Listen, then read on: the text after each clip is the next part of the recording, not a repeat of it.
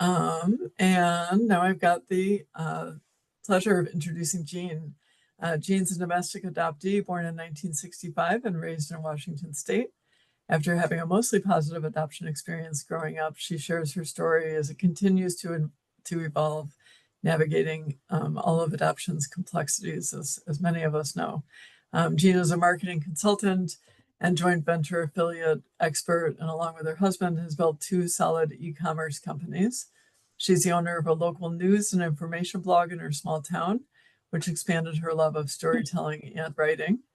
And Jean is also a member of the Rotary Club locally, and volunteers her time with Adoption Knowledge Affiliates, a peer organization to Adoption Network Cleveland. And Jean lives in Southern Nevada with her husband and her two dogs. And with that, I will give you Jean. Thank you so much. Thank you, Betsy and Adoption Network Cleveland, for hosting this event and for having me on. I'm so glad to be here with you all. And it's so fun to see so many familiar faces and friends and allies and people who are sure to be new friends. And so thank you. Thank you for taking time and being here. So the adoption paradox.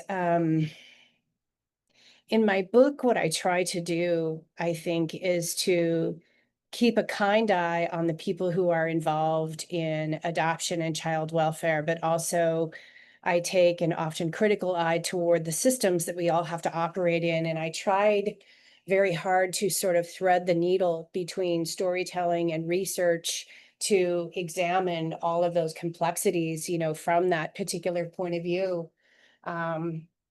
Because systems set out, I think, with good intentions. We have a system of child welfare that is intended to try to keep children safe. And somehow systems seem to end up sometimes serving themselves over the people that they profess to serve or wish to serve or try to serve. And love gets lost in the way. Love gets trampled on. And I don't think that that should be what we allow to continue to settle for. So I will say that I'm not anti-adoption, but I am pro-truth. And so with that in mind, so to back up a bit, who am I? Betsy gave you, some of the background. I am that quintessential baby scoop era adoptee. I was lucky in that I had two good parents, who were good people who raised me. My dad was a school psychologist, quoting the tabula rasa theory, right along. We're all blank slates, because that's what psychology, of course, thought at the time. Turns out to be not to be true at all, but it was what we believed. My mother was a registered nurse, and on the surface, we looked like a perfectly happy family. My mother did have complications. She was unfortunately, she was addicted to prescription drugs and alcohol before I ever came onto the scene. And so that made our relationship somewhat problematic. But even with all of that, I'm fine. Adoption's fine. Adoption never affected me. And that really was my mantra for the majority of my life. I would say literally up until about 5 years ago. So why did I write this book and how did this come into being? So in 2020, it was November. I remember we were moving houses, and I had taken an ancestry DNA test, I don't know, 6-8 years ago, and had never really had any kind of a close match come up. But, clearly if I was willing to take the test just for fun, I thought, well, maybe something would happen, but nothing ever had. But sure enough, I get one of those robo emails from their system that says, you have, a second cousin match. And I went, that's the closest that's ever been.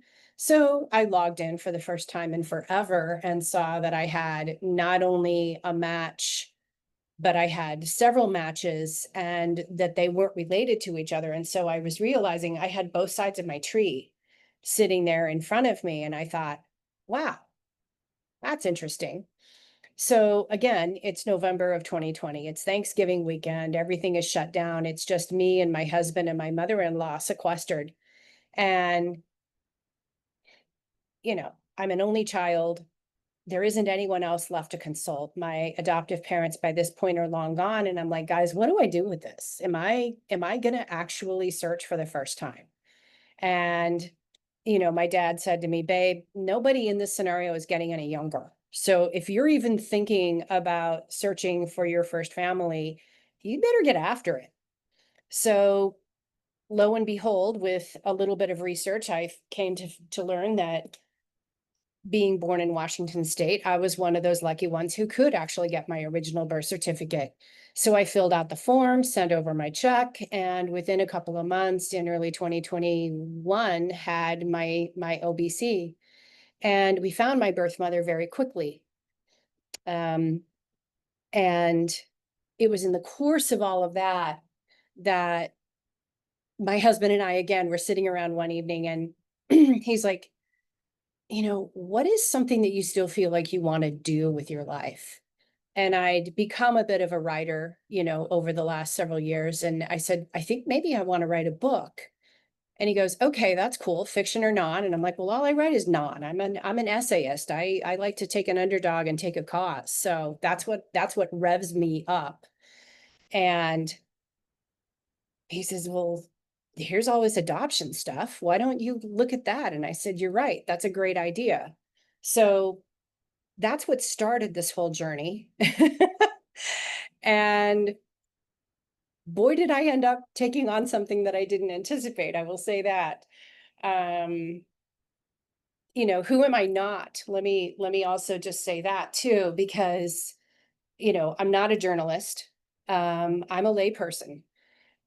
I have a bachelor's degree in fashion merchandising and retail management. I mean, I am not a mental health professional. I've never worked in child welfare. I have never even volunteered in child welfare. I am just a person who likes to dig and who also really loves storytelling and meeting interesting people. And then that was something that I really enjoyed doing, like I said, in this small local, news and information site that I run here in Boulder City. That was the thing that I enjoyed the most, was meeting a person who'd come to town or talking to a business owner and putting that down on the page in a way that was compelling or interesting to people to learn more about each other. So that's what drove all of this, is that interest. Now, the other thing that I do bring to the table, though, that I think is unique is I am a business person. My husband and I have been entrepreneurs since 1999. So again, in hearkening back to what I said earlier about systems, well, the system of child welfare, unfortunately, and adoption in particular, is operating an awful lot like a business these days. And because of my business background, and I know how to read a P&L, and I know how to look at a balance sheet, and I'm also, in particular, since 2008, I've been very intimately involved in owning our different online enterprises that my husband and I have built and sold. He works in paid media, Google, Facebook advertising, all of that, and also search engine optimization. And I work on developing ad campaigns with people and, joint venture and affiliate management. So I know a lot about what an online business campaign looks like. And then when you take that again, and I bring that analysis along with me in the book as I take a look at the modern system that we have that is surrounding our child welfare and our adoption industry. And so those are the things that I kind of bring to the table that I think are maybe unique. So my process for the book, this took about 3 years to write. I did hire two really wonderful UNLV students, these two young ladies, Sadie Hinson and Zen Bayless, were psychology or psychology adjacent majors. Both of them were, I think, juniors when I brought them on. And so they helped me amass the significant research that is into the book. And then I also interviewed, gosh, close to 100 people, you know, Betsy among them. Linda is here, Hannah is here, Yvonne is here. So, I mean, and there may be more that I'm missing, and if I am, because I can't see everybody, I apologize. But I know among you guys, I interviewed all of you wonderful people for the book, and so many others who were willing to give of their time, their hearts, their intellect. And one of the questions that I'm often asked by people outside of our constellation, like, how did you get so many people to talk to you? How did you get so many people to want to interview and tell their story? And I'm like, that was the easiest part. You know, people who don't feel represented and heard and understood by everyone else, if you will, out there in the world, they want to tell their stories. They want to have someone put that down and hopefully put that out in a world that feels representative to them. So again, I mean, I'm so grateful to all of the people who helped make this book possible. Because without you, it just wouldn't have happened. So um so one of the things that I I do like to talk about is the things that didn't make it into the book. The book, just so you know, when I sealed off my final chapters and handed it over to my editor at the small publishing house that, you know, did take me on, it was 175,000 word count, which is not a marketable book. So we had to cut 65,000 words out of this thing to get it down to the 115,000 that it is right now. And probably 8,000 words of it alone is the bibliography notes. So I don't recommend doing that, by the way. It's like trying to build a plane and fly it. No, it's bad. Don't do that. But there were a lot of things that, you know, I fought hard to keep in the book. Um, Among that are the 2 chapters on the foster care system.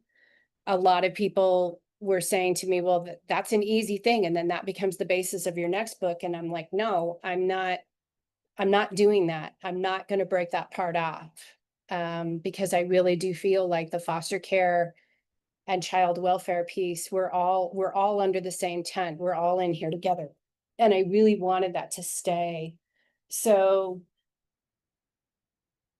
I kept it. I made it work. I don't know how I made it work. Um, but one of the other things that I think is such an important discussion, and why I felt that it was so important to have all of the sides, is for all of us as adoptees, like the first thing that happens, of course, is we have our 2 first parents, our first natural biological parents. And whatever their circumstances, they lose first, and then we lose. And so I think it's a really necessary conversation that I think we need to have as a community, and that our culture needs to have, is in this modern era, with all of the sort of inherent friction that can exist in the conversation about privilege or necessity or safety for a child, is when is a relinquishment voluntary, and when is a relinquishment even necessary? What does that look like and walk like and talk like? And I think it's a conversation that really needs to be had, and it's a hard one to have. I think first natural families are often told that, well, all you have is love, but love isn't enough. And then I think adoptive parents are told, just bring the child home and love it and everything will be fine. And so there we have again this system that isn't set up to address all of our needs, because I think a lot of people within the entire constellation are struggling or even suffering, and they're not receiving either the help or the respect or the care or the understanding, you know, that they deserve. And I think that's a part of the work that we're all here trying to do. That's what Adoption Network Cleveland and Betsy and all and everyone's been trying to do. And we all try to keep peeling the layers away of this onion to try to solve the inherent problems. And I think we're still working on it. But one of the things that, I got to thinking about was this idea that if an expectant parent, be they singly or a couple, is struggling for some reason, and they've recognized some level of most likely financial distress. That is something that we learned in Gretchen Sisson's book, where she interviews roughly 100 birth mothers, all who relinquished between the years of 2000 and 2020, and 80% of them said that they relinquished really solely because of financial reasons. So if financials are the pressure point, and then expectant parents in distress are shown adoptive parents with lots of education and safety and financial security, and therefore physical security, that surely this is better. They're going to be able to provide something for my child that I can't. Because again, any good parent is wanting to do everything they possibly can for their child. And we're supposed to be the reason all of this is happening, us adoptees. We're the reason. It's for our welfare. But I think somehow we warp that conversation when we look at it through the lens of stuff. And so I did a little offbeat experiment, here in my little town. I went to my Rotary Club and I went to this business club that I'm a member of, and I did a little experiment. It was about 100 people. And I wrote out slips of paper and I passed them out face down so nobody could see them, because I wanted them to give me just a gut reaction response to a particular question. And that question was, what did you receive from your parents that you valued the most? Go, write that out. And then I picked up all the slips. And all of their answers, like 100 out of 100 virtually, they all mentioned character traits. No one mentioned stuff. They all mentioned the work ethic, a love of family, a love of God, a love of country, a love of nature. They mentioned unconditional love. They mentioned exemplifying how to put families first, patience, all of these really important virtues that people were grateful for, that they watched the people who raised them embody. Literally no one said the house we lived in, the car we drove, the access to educational opportunities. Like literally no one wrote down the stuff. But the stuff is what gets waved around in front of expectant parents in distress. Oh, with stuff, your child will be happier. With stuff, and don't get right, financial security is a good thing. Everybody in the room is in favor of financial security for families. But somehow that's become, I think, warped in our conversation. And I think some of that is just a reflection of our culture. Our culture values hard work to the point where, you know, we don't take time off for ourselves. We don't nurture ourselves. Our culture values an imbalance between work and life and rewards people for it. And I think that in the warping of all of that, we shouldn't be surprised that that's filtered its way into these decisions and in these conversations too. And I think that it's just something to bring people back. Again, no child should be in an unsafe environment. Always. That's going to have to be worked through. But what does that look like and walk like and talk like? And I know that there are so many people who are out there in child welfare who are doing good work. I mean, Betsy introduced me to a few of them, just this last March, over in Cleveland at the conference, that they ran there. And so I know that there are really good servants all over the place and really good adoptive parents. And I know that there are people who are trying their best. But I think it's a conversation that we have to continue to try to bring to the fore.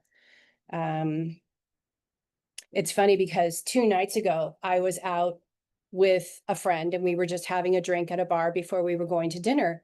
And I happen to know, because it's a small town, I live in a small town, and I go to the bars. So everybody knows me and I know them. So this guy comes up that I know and, hey, how you doing? All the things.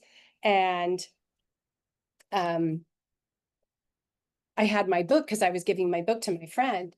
And he's like, oh, okay, that's really cool. Yeah. He knew that I had a book that had launched and all of that. And he says, okay, tell me the 3 things about adoption that I don't know that I should. And I said, well, and I know this man, and I know that he's a businessman, and I knew that this might be a thing that would stop him. And I said, what you probably don't know is that a lot of adoption is a for-profit industry in the United States. And he went, shut the front door. He went, what? That was something that he didn't know. And we know that not all adoption agencies and not all adoption attorneys are for profit. Again, we know there are really good nonprofits who are out there. But the idea that our adoption and child welfare industry has been infiltrated with for-profit concerns is something that we just, I think, need to start saying and saying clearly. And again, not necessarily with vehemence. You can say it with vehemence if you want, but I think we just need to build that case that is that really a correct way for this? Is child welfare a place where capitalist ventures should be setting up and thriving and existing in their own right, simply for their own right? Because again, I'm a business owner, right? But I sell garden fountains and my clients are, travel agencies and people who sell life insurance and things like that. I mean, it's not child welfare. So I think that these are conversations that we do have to figure out how to have, and we need to be able and willing to have them outside of our own bubble and outside of just our community. And so that's one of the things that I do try to lay out in the book, in particular in the birth parent section. In the adoptee section, once again, there's so many things that I wish I could have kept in or fit in the book, but something that I think is a really important story to share. I do touch on, late discovery adoptee. We know that that's an unfortunate, very real thing in our community. There's probably a late discovery adoptee here in the room. And I kept naively thinking, okay, as us baby scoopers age out of this system, that will start to go away. But I kid you not, in my small town, I have had 2 stories come to me in the last several weeks of people who know a family who have adopted a child in the modern era, and they know that this kid is adopted, but the kid doesn't. And these are now grown-up people who are in their 20s or 30s. So these are people who were born in the mid-90s or the early aughts, were adopted from birth, and their parents haven't told them. And then these external layer people who know this about this young adult and their anguish and their frustration, because they're mad at the parents for not telling them, and then they're mad that they know because they don't want to be burdened with this secret, and I don't blame them. But I just thought, what an example of why we still need to do this work and why we still need to keep having these conversations, and why it is that it's so important that agencies understand their obligations to everyone involved in the family, and that adoptive parents need to understand their obligations. And not only that, they need to be confident, because an informed parent is a more confident parent. And so this is just it again, it was just so it was so mind-boggling, and also so symptomatic, unfortunately, of the work that we have to do. And so, you know, there's work to do. And, you know, hopefully through, my book and others that have come out, because I know there's so many amazing ones that have come before me and others that I'm sure will come after, that, we find a way to bring all of these messages out with a strong voice and a clear voice and a single voice. It's impossible to have a single voice in a group this diverse, but I think with at least some clear agreements as to the things that are necessary for us to continue to respect each other and respect these processes and try to do this better if we can. So, I don't know. I mean, within the book, I I cover a lot of ground. For those of you who haven't read it or purchased it yet, I do spend one chapter trying to do at least a respectable uh, waltz through the history of adoption in America, its formations.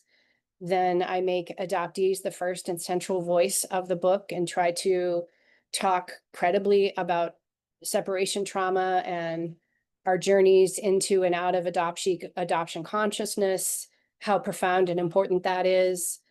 Touch on the subjects of international or transracial adoptees, even though I'm not one of you. I hope I tried to do that with respect and care, and of course foster care.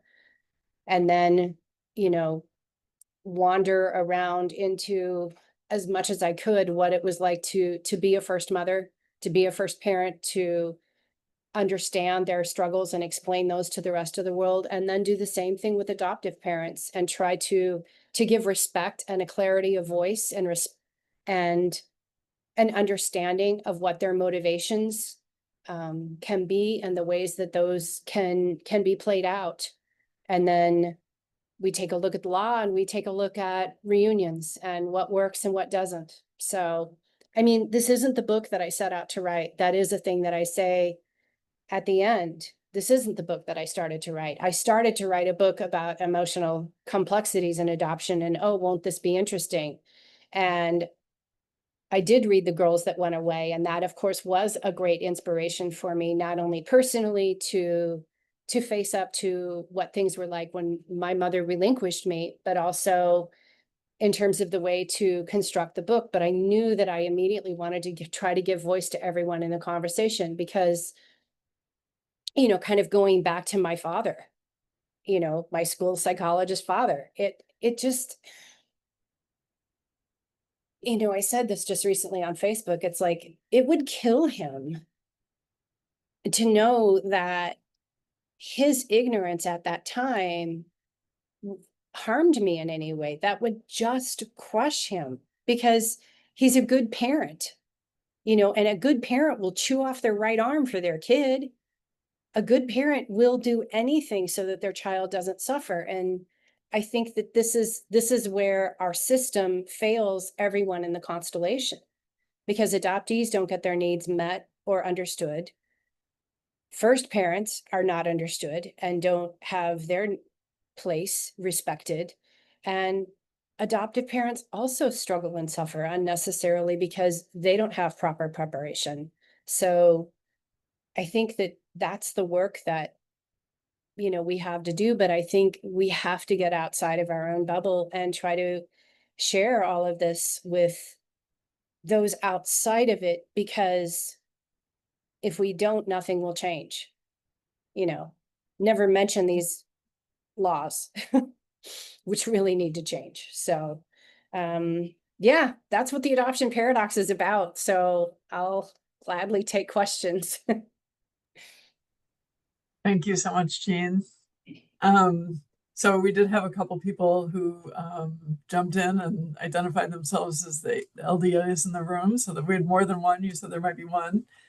We have at least two, and maybe a couple more that haven't said so yet. And then we had a question that I think relates to that I would also even expand upon. But the question as it was worded is, why do you think that some adoptive parents keep adoption a secret? What is the root cause? And this person wonders if society still makes us think that adoption is shameful. And I guess, posing that as a potential answer, part of the answer. Yeah. So what are your thoughts on that? Oh, I think keeping adoption secret has to be driven by fear and insecurity. How much shame influences that? I'm sure it's in the mix. But I just, you know, here's a funny little thing. I don't know about any other adoptees here on the call, but I know I had a little baby book that was specifically for adoptees. And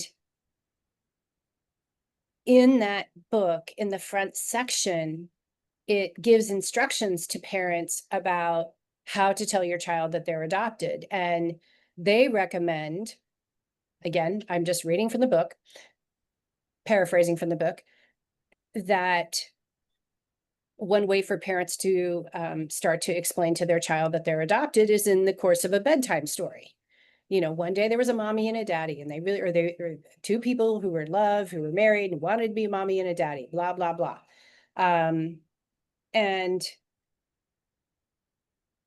looking back at that, I think, okay, that's cute. And okay, that's a nice way to frame that, for a little child growing up, because I knew I was adopted when I just wrote this story down the other day. I mean, when I was 4, I would toddle up to you proudly and announce to you that I'm adopted. I was cute as could be. And I would volunteer the information completely uninvited. I'm adopted.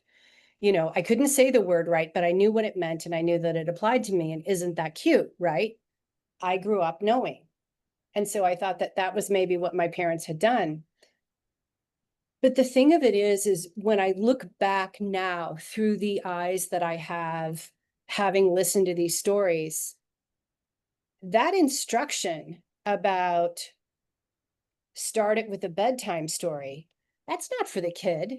That's for the parents. That's so the parents get comfortable saying, we wanted to have children, but we couldn't, or we wanted to grow our family in this way. And so we made these decisions. It's for them. When you really think about it, it's for adoptive parents so that they gain security and understanding in ways to talk about adoption with their children right out of the box when they're very, very young. That gives them that learning runway. When you really think about it, I think the instruction is intended to be for the benefit of the child so that the child can grow up knowing. But when I look at it, it's really just great practice for the adoptive parents. Because we all know the questions don't get easier as kids get older, they get harder, right? So if you're still struggling with figuring out how to tell your kid that they're adopted when they're 4 or 5 or 8, how do you think that's going to get any easier? And I think that's the way that it happens, is it's driven by fear and insecurity. And I mean, the question, the person who posed the question, I think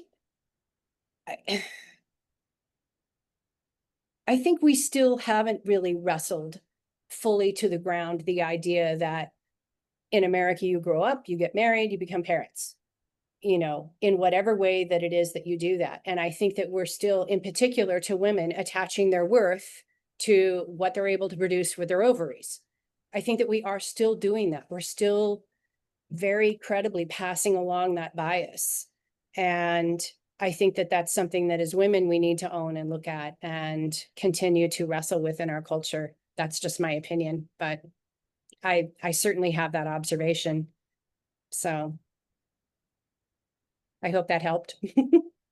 Thanks. Yeah, while we're on that topic, what came to mind for me is it's one thing to tell your child that they're adopted, but it's another thing to make it a healthy part of the ongoing conversation in a way that increases everybody's comfort and understanding, and you can ask questions and it's not a threat and those types Right. of things. So the telling Yeah. is an important piece of it, obviously, but I mean, I've known adoptees that consider themselves LDAs and their parents say, oh, well, we told you when you were 4, but then they never talked about it again. And the 4-year-old didn't know what they were talking about. Right. And so they grew up not knowing, even though the parents thought, well, we told you once and that was all we had to do. Right. Because of course you tell your kid once to put on their coat before they run outside when it's cold. You Right, tell them right. once to not Yeah. cross the street before looking once, right? Yeah. So, and then we have another question. A participant wants to know, what did you find in your research regarding first moms, adoptees, and adoptive parents of color? She herself is often one of the only or few birth moms of color in the virtual sessions that she attends, and feels that she's been blocked from some sessions or conferences because she's kind of labeled as combative or the angry Black woman. So, what did you find along those lines? I will be honest and say I don't know that there was any research specifically on that.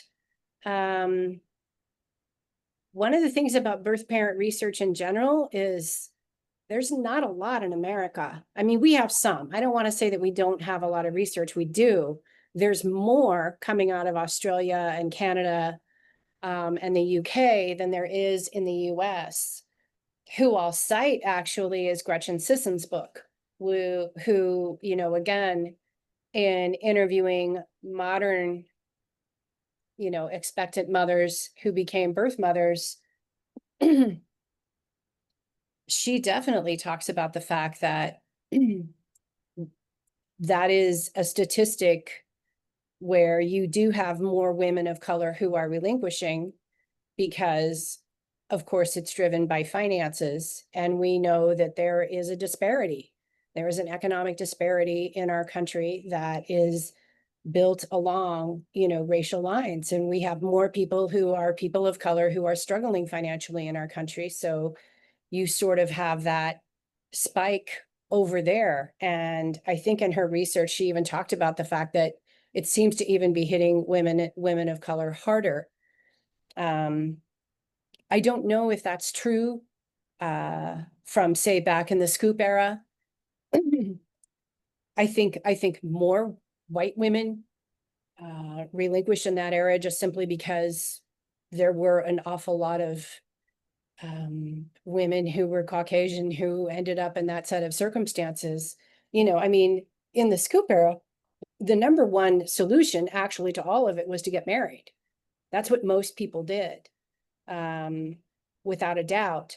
But secondarily, there were those who ended up having to relinquish. So I'm sorry for that person's experience. I'm trying to answer that question. I don't know if I can any better than I have. I think, to add to your answer, Jean, there was also more of a market for white babies than babies of color. And so there Yeah, were there's more that. social pressures to move things in that direction. Yeah, that's true. Good mention. Could I add something to that I had read in Wake Up Little Susie? Sure. She discusses that, Ricky Solinger in Wake Up Little Susie. And she also said that, yes, there was, of course, more of a market because people wanted white babies and blah, blah, blah. But also, Black families tended to keep the baby in the family more. They did not. Young unmarried Black women were still getting pregnant, but their mothers were like, okay, we're going to figure this out. We don't give our babies away. Yeah. We're not going to do that. So I think that was like a big part of it too, which I didn't know until I read that book. And I was like, wow, I wish somebody would have been holding on tight to me like that. Yeah. I like to Absolutely. comment. Hi, this is Yvonne. Hi, Yvonne. And I put that question there. I'm that Black birth mom who typically is the only one who, or very few who are showing up. And in the past 4 years since I've been doing my podcast, only 2 women of color have been my guests. And relation to, I see Hannah. I'm not, am I on? I'm not sure. I don't think I'm on the screen. But that's a myth because I've heard the same thing. Well, blacks don't adopt or give their children for adoption. And that is a myth. That is a myth that's been going on for years. Oh, okay. And I really have had some people, and just to have it be a teachable moment, I've had some people say that directly to me, and they will use the terminology, "Oh, your big mama will always take kids in," and that is just so outlandish and outside of it. And I see someone else that commented, Nola Grace. I don't know if you're on or not. Maybe you can contact because I placed in 1973. 1973, my son would turn 52 this year. And so that whole idea of people for us in taking it in, that was just not the system. And what I have just found that's why I asked Jean about your research, because so many times, and I use the analogy, they, THEY, have this perception, just like I've testified about getting an OBC in the state of Virginia. And normally the legislature will say, well, birth moms never wanted to meet their children. I never signed anything to say that I didn't want to meet my child. So they assume and they make these suggestions and they make it into law because it's only 14 states, I think. Georgia was the last one to approve, who have open birth certificates. And a big part of it, I've testified for years that the legislators will say, oh, birth moms, they don't want to meet their children, which is completely untrue. Right. Yeah. Thank you, Yvonne. Yeah, thank you. I appreciate that. Jean, you talked a little bit about the things that you had to leave out or take out later from your book, and you talked about a couple of the things you left in, which I think are really important that you left in. I'd be curious to know what ended up on the cutting room floor or what you didn't get to research as deeply as you'd like to. Yeah, we had done some research and I had, interview ideas and several lined up. I had definitely wanted to do a chapter on birth fathers. I felt like they deserved to be represented, that they are way underrepresented in just the conversation in adoption in general, but also an unheard voice in the parents of loss scenario. And as much as we talk about birth mothers being coerced or railroaded into relinquishment, well, the men have sometimes even ridiculously, less opportunity to either know or, know that a child of theirs is about to be relinquished, or there's this putative fathers registry, which some states have, other states don't. So many of the state statutes, it's funny, the state statutes are written in such ways where they will have this particular set of protection, but there's nothing written in the state statute that will compel anyone be notified of said right. So if there's no one compelling anyone to tell you about the putative fathers registry, how do you know about the putative fathers registry? So, that was one thing that for sure I had really wanted to dig into, but I knew I was going to go over. I had much more information on late discovery adoptees. I had done way more interviews on that. I did have a lot more information on open adoption from a variety of different points of view that didn't make it into the book. The little experiment that I told you about, that I didn't make it. There were a lot of parts in the history section that I had that, didn't survive it. I was certainly going to mention the lovely Georgia Tan, and all of the terrible things that she did, and the way that a lot of some of the policies that she set actually became policies in this country. So there were a lot of things that hit the cutting room floor, but hopefully, I think there's also that trial by fire that everybody who's a writer in this room knows, that sometimes that's what you have to do, is you have to just sharpen the knife and let the things stand as they did. So. Mm-hmm. Yeah, I can imagine how hard that was. Oh yeah. Uh, Yeah. So there's one person who said she submitted questions when she registered that unfortunately I don't know what happened, but I don't really have them. So she is going to put those in the chat. So one of her questions is, what's the most common loss or grievance that you heard from each individual section of the triad? So, kind of looking at the 3 or more angles, if you will. So a common, I have a counter question. A common one that was common to all 3, or the most common for each group? I take Nola, if you want to specify, you can, but each group, I think. Okay. Yeah, each, she says. Oh, boy. For adoptees, probably the most common grievance is that lack of access to the original birth certificate, AKA medical history, AKA your sense of belonging, your sense of heritage, knowing who, where, what that was when they came, where you came from. International adoptees, oh my God, the things that they struggle with in terms of not being able to have a true anchor as to their heritage and who they were and who they came from. I think, and again, I'm talking about the birth certificate and the mechanics there, and I'm talking about things that everybody can wrap their head around. But again, what it all comes down to is, what are my roots? Where did I come from? Who am I? Where do I belong? And so that all leans into that idea. Among first parents.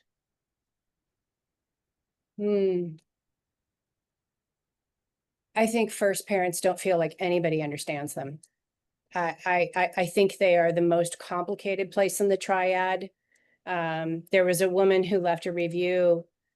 One of the things that I said about it was in particular about the baby scoop era, but I think it probably still applies today, is when she's pushed into relinquishing in the scoop era, oh, you're just an irresponsible young woman.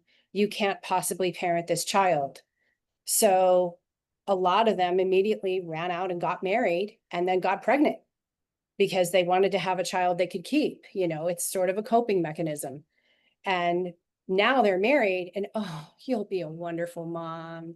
You're wonderful. It's amazing. What a beautiful blessing. And they're like, she's the same woman. She's a year and a half, 2 years older, but she's the same person. So that dichotomy, I think, that they get stuck in is incredibly unfair for that scoop era in particular. And I think the same game gets played today. There was a modern birth mother who I interviewed who married the man that she had the first child that they were pushed into relinquishing, primarily because of religious reasons, and they've had 2 subsequent children. It's a very complicated situation that they live with. They're respected by their parents for the second choice, but not for the first. But they're the same people, and they got married a very short time after being pushed into relinquishment. So it just made no sense. So among adoptive parents, I would say, and there's a few here in the room, but hopefully I'll get this right. I would say they wish they knew what they were facing and what the real needs of their child would be. I think that's the most universal thing, is how much more complicated this was and how necessary it was that they understood what separation trauma looked like, walked like, talked like in their child, and to be better prepared to help their child thrive. And I think that got left out for a lot of them. Thank you. That's my best shot. Yep, I think that resonates with me. So, so this person had 3 questions, so there's 2 more, and those might be the last questions we get to. We'll see. We've got 5, 6, 7 minutes left before we start wrapping up. So the next question that she had was, having a positive adoption as a child, as you described it, would you agree that all adoption begins with loss? Absolutely. All adoption begins first with that primal loss. Always. Okay. And a good adoption doesn't cure it. Yeah. It's not a bad place to start. It's better than a bad adoption. It's better than an unhealthy family dynamic, but it doesn't cure it. Mhm. And then the third question there, from the same person is, this is kind of a personal question. What was the hardest thing for you to process about your adoption, both as a child and then also as an adult? As a child, it was definitely that I felt very rejected by my adoptive mother, and I couldn't understand that, and I didn't know why. So that was really painful. I couldn't even understand that I was feeling rejected. I just didn't have a name for it. I just knew that I didn't feel loved. Whew, in the modern, God, all of it. I mean, I journeyed through the fog into adoption consciousness. I had so much rupture and so much dissonance, just ricocheting around that, that little graphic that is the adoption consciousness model, which I think is in chapter 6, which is Dr. J. Ron Kim's model for that. And oh my, I've ricocheted around that circle so many times. So it's all of it. Mhm. Thanks. And then I do want to ask, so the man in the bar that you referenced in the beginning, that you said that, not all adoptions are nonprofit. What were the other two things that you told him that he might not know? I gave him the stats on what modern women who relinquish look like, that the average age is 26, that 58% of them are already parenting, that somewhere between 20 to 25% are married, that, again, I cite, Gretchen Sisson's work on this, but that 80% of most modern adoptions, most modern relinquishments are happening because of finances and solely because of finances. And I mean, his jaw just continued to drop. And he's like, okay, what's the third thing? And I said, there's trauma. I said, I was separated from my mother from birth, and I'm traumatized by that. All children are going to be traumatized by that. Nature has us hardwired together. And he's a brand new father. He's just had his second child, and they're both really little. And so he was like just nodding his head. Mm-hmm. So I cracked him open, though. He knows something he didn't know 2 days ago. Good.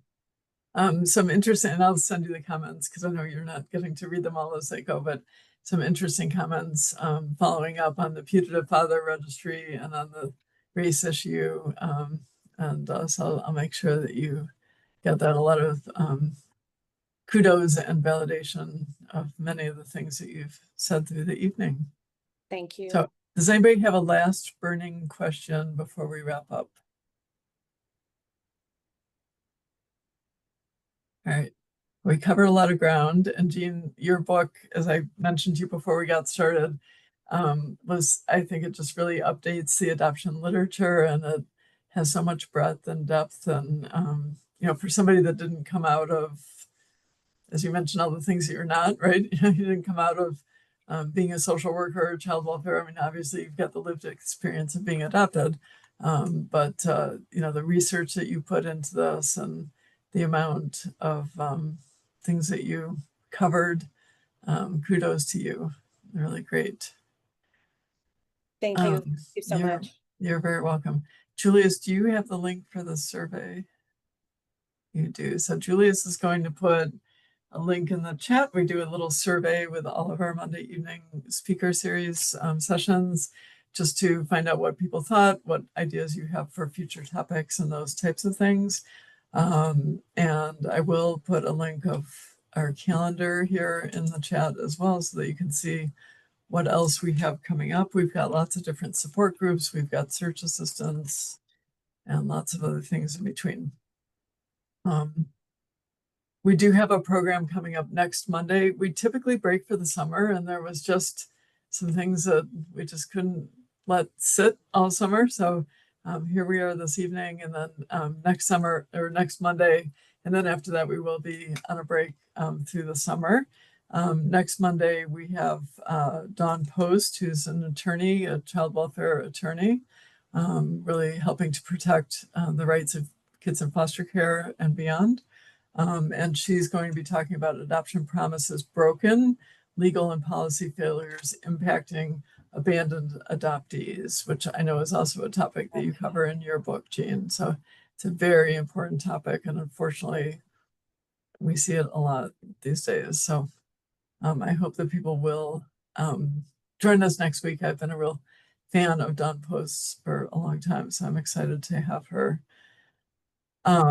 We do also, I'll just mention, have a new transnational adoptee support group. One of our co-facilitators, Sandy, is here with us this evening. So if you are a transnational adoptee and you're interested in a specific support group that's close to that population, then you can check out our calendar and join Sandy and Svetlana for that. And thank you for joining us this evening. And thank you so much for volunteering your time, Jean. It was really great to have you. And I'm really glad that we were able to make this work, get in under the wire before summer got off to a full swing. As most of you know, Adoption Network Cleveland is a nonprofit organization. We are membership based. And we hope that you join to help us keep our programs going. So you can take a look at that on our website. And I'll put some information about that here in the chat as well, just so you can see the link. And with that, I think we'll call it an evening. So thank you so much for being here, everybody. Thank you. Thank you so much. Thank you, Betsy. Thank you, Good everyone, for night. being here. Thank you. Jean, if you want to stay